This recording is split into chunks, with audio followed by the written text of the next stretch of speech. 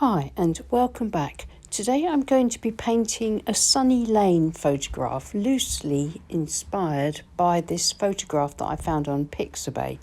This photograph's very complex, so I'm going to simplify it somewhat, make it a lot looser. The first thing I did was to sketch out the basic shapes that I want, which is the gate, the wall and the trees. I just need these very simple shapes to start with. I'm going to wet my paper all over. My paper is Saunders Waterford cold pressed paper, and it's taped to my board with ordinary decorator's masking tape. I'm using a large Ron Ranson Pro Art Harkey brush and making sure that the sky in particular is nice and wet.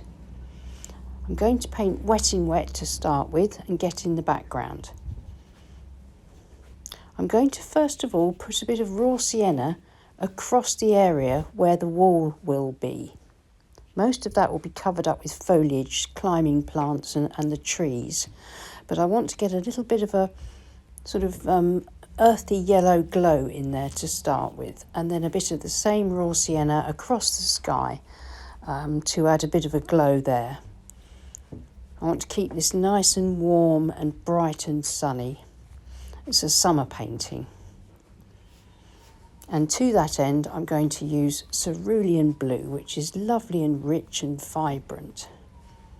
But the Cotman cerulean blue, you have to use quite a lot of it to get it on there. It's a funny sort of consistency, but once you've got enough on there, and if you work quickly, wet in wet, then it dries to a beautiful, warm blue, very rich. Goes ever so well with the raw sienna.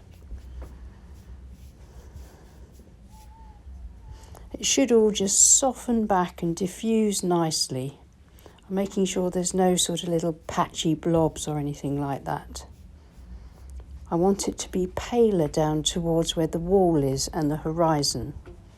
A little bit brighter across the top, particularly on the right side.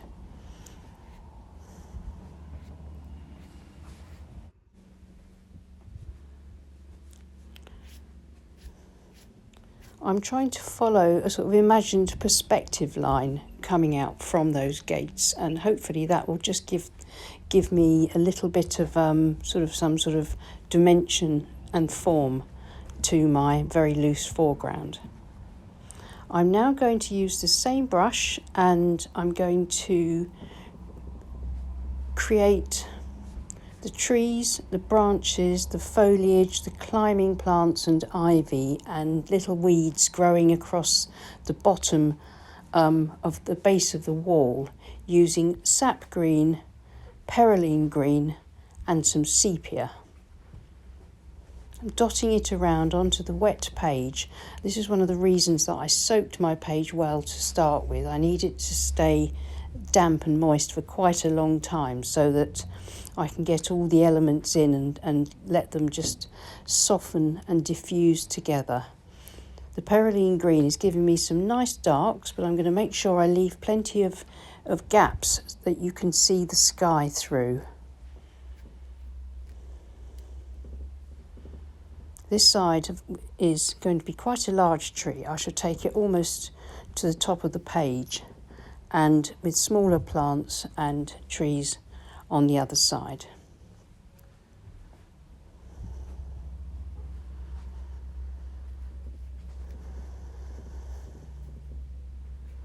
Just going back in with the sap green again, sort of just brightening up some of it.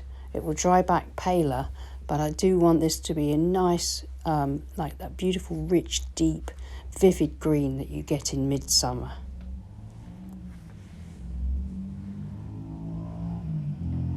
Just before the paint dries, following up where I want my trees to be, I'm pulling the corner of a plastic card through the thick paint to give me a few branches, my major branches. I can paint over some of them and around others, and maybe a few little grasses and sticks and twigs, just to add some more texture.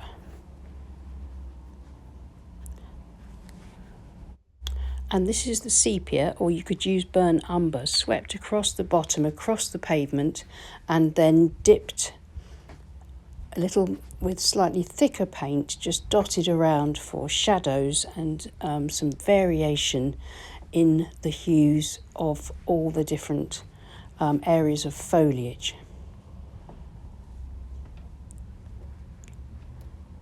It will all sort of soften down and colour mix and blend on the page, and hopefully it will give me a really pretty base for my painting. So now I shall leave it to dry completely and then come back and carry on.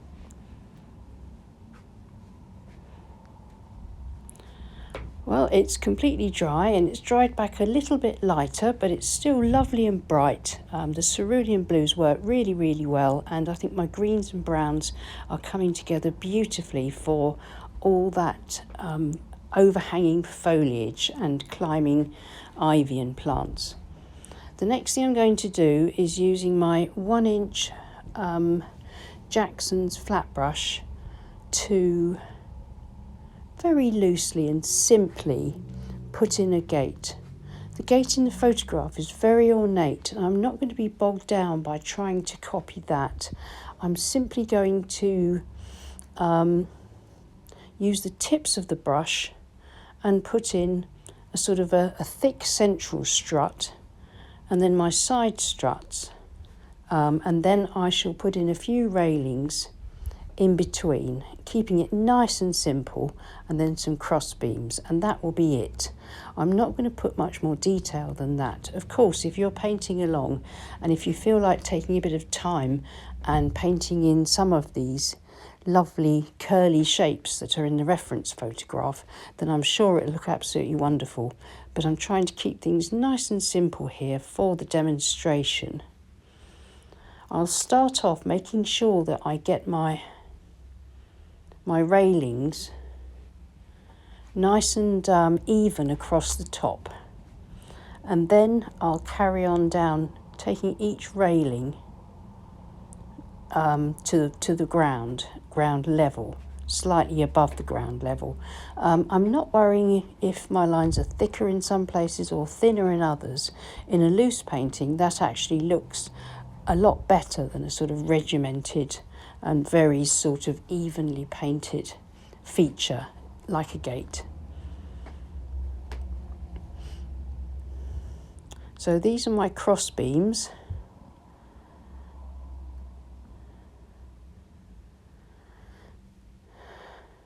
As you can see, sort of hitting and missing here and there, and then slightly above ground level, the lower cross beam, or whatever you call these struts.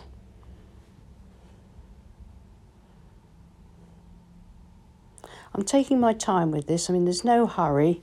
The gate is really an important feature, so it's good to try and get it right, even if it is very, very simple.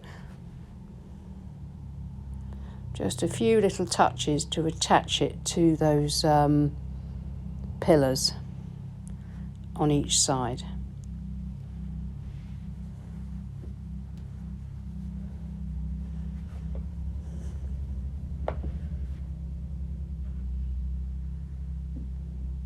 I think just a few little touches across the middle, so it looks like the gates open and have sort of a lock or some sort of feature where they open and close. That's what I call a little bit of something and nothing. It just adds detail, but without being too much.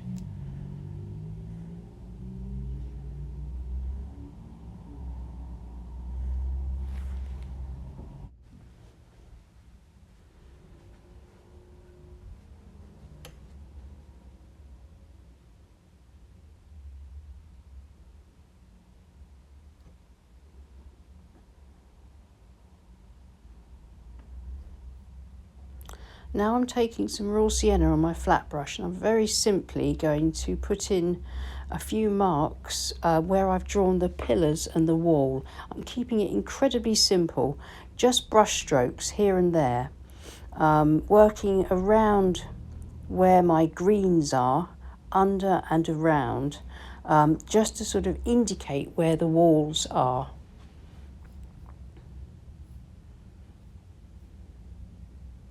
maybe some shadows here, and then pulling the wall shape very lightly across, and again stopping where there's some green, so it eventually I'll have the foliage looking like it's covering over the wall. Now the same on this side. I'm just going to drag that brush lightly across, skimming there, so that we get the top of the wall, and it looks as if it's behind those plants.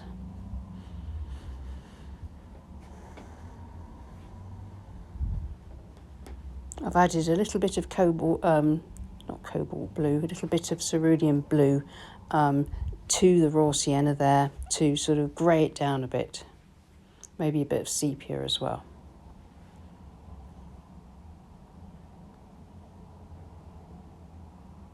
I was just putting a bit of shadow, starting it off underneath the gate, and then a bit of shadow here and there dropped in while the paint's still wet, so it will just diffuse in, soften down.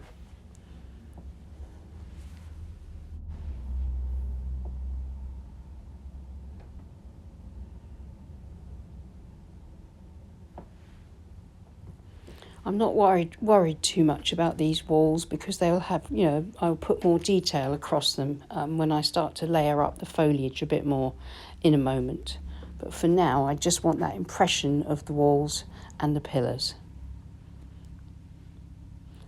A little bit of shadow.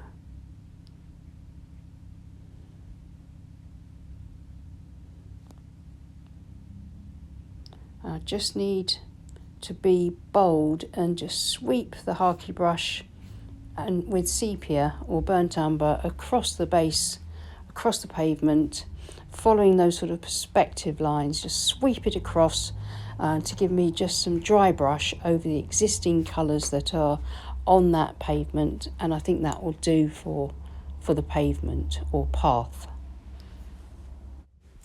And I shall let all of that dry.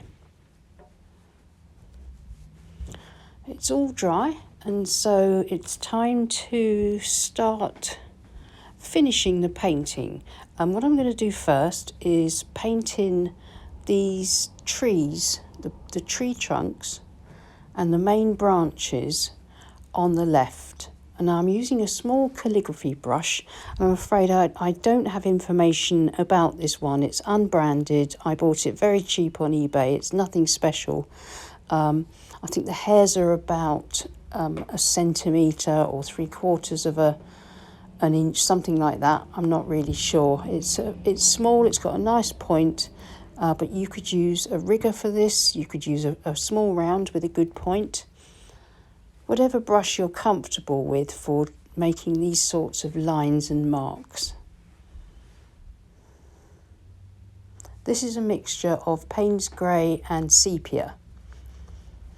I'm not going for sort of too much in the way of realism, i.e. really focusing on textures and hues of these trees. All I want is to simply suggest the trees and to draw in just a few main branches, pulling them through some of the gaps that I've left in the foliage, so that they sort of look backlit, if you know what I mean, almost so that the trunks are sort of silhouetted. In a loose painting, I think this can be quite effective, nice and simple.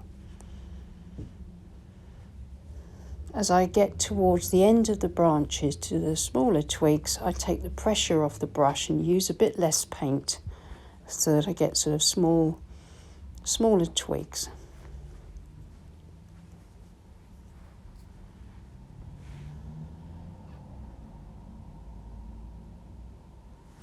The same on this side, but on a smaller scale.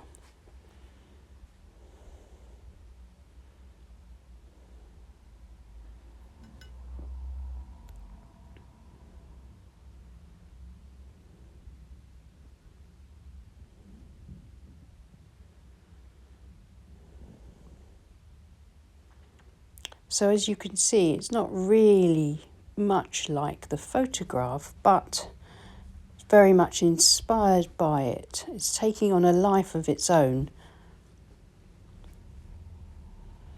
And now some little slightly more detailed plants, grasses, maybe a few sort of suggestions of weeds and flowers growing up against the wall.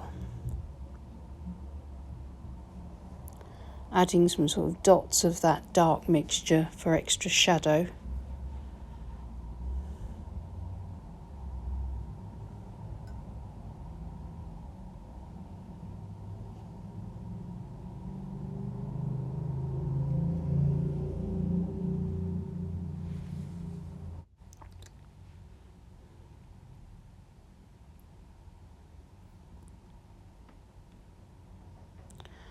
And now the same on this side, just a few extra details, maybe some slightly stronger marks for ivy climbing down the wall and climbing up the wall too.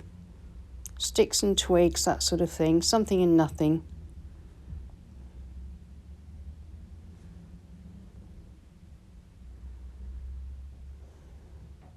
This is all done with richer paint than I used for the wet in wet.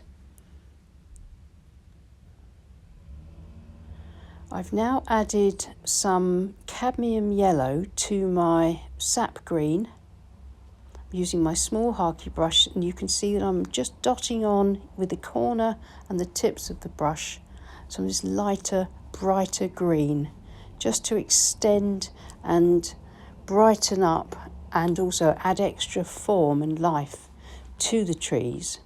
And the same on this side. So now I'm building up on top of that underlayer.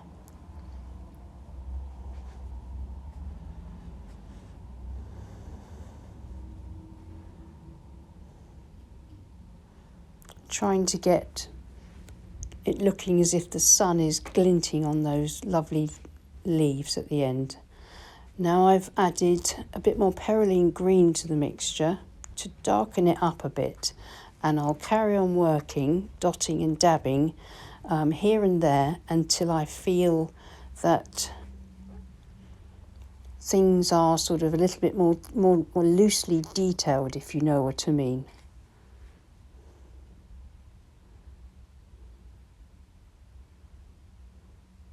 I'm trying to make sure my marks look reasonably random, that they're not all exactly the same shape. Sometimes that can happen, and if it does, you just have to carry on and maybe join some of those marks up slightly larger. But we'll see how that looks. A bit more shadow underneath the gate and across the base of the wall.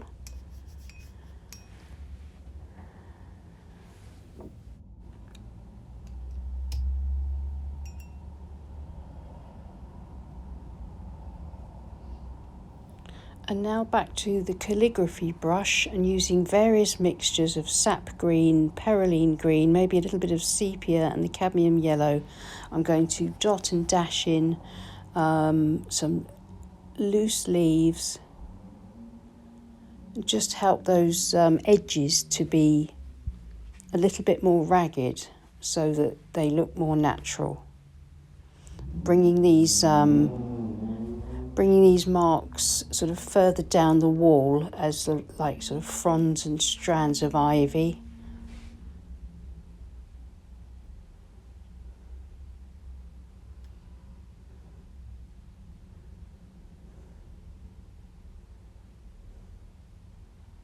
Wherever I feel it needs just a little bit more detail. Now this is the harky brush, and it's a very pale mixture of sap green and cadmium yellow, quite watery, and I've just very quickly ran it across behind the gate just to give the impression sort of like of hazy distant trees in the park. Dotting some slightly darker paint through, but I'm not putting too much on there because I don't want to disturb the paint of the railings. So I'm literally just glazing over very, very lightly and then leaving it alone. And then my railings should be absolutely fine. If I was to scrub that, then the railings might smudge. I might disturb the paint underneath, so be a bit careful. I'm going to have a look at it because I think it might be finished, but I also think I might need a bit more detail on those trees, a bit more foliage, a bit more darkness and depth. But you never know. Sometimes when you take the tape off, you can see it with fresh eyes and see what needs doing. And I do think I need quite a bit more detail, actually. So I'm going to take my small calligraphy brush and work over my areas of foliage.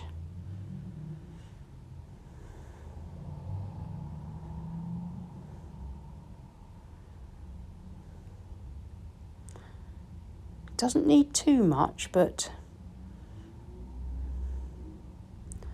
sometimes you can get away with a lot less detail, but here I think we just need to intensify some of the colour a bit more across the main fields of the foliage, if you know what I mean.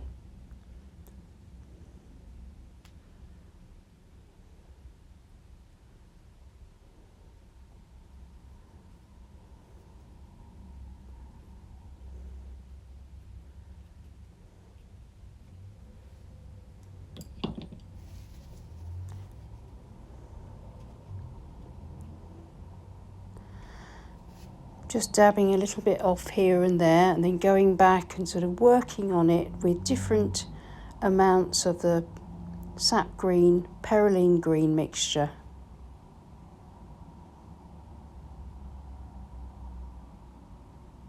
Sometimes just going into plain water and working into the wet paint to spread it around and join it up a bit more, dotting and dashing, just building up a little bit more.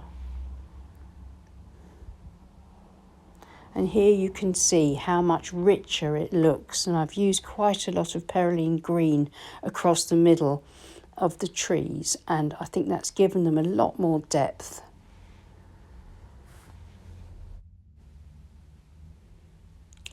So lastly, I'm just going to build up this side to the same level of intensity and deep greens as I have on the left side.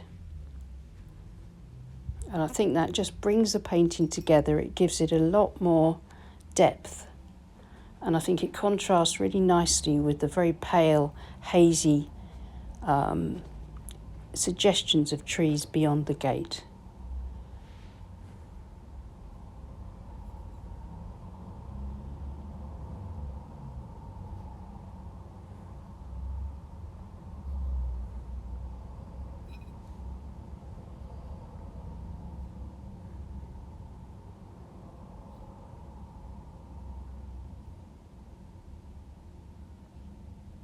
Just maybe pulling out a few extra twigs here and there. Very fine, not too obvious.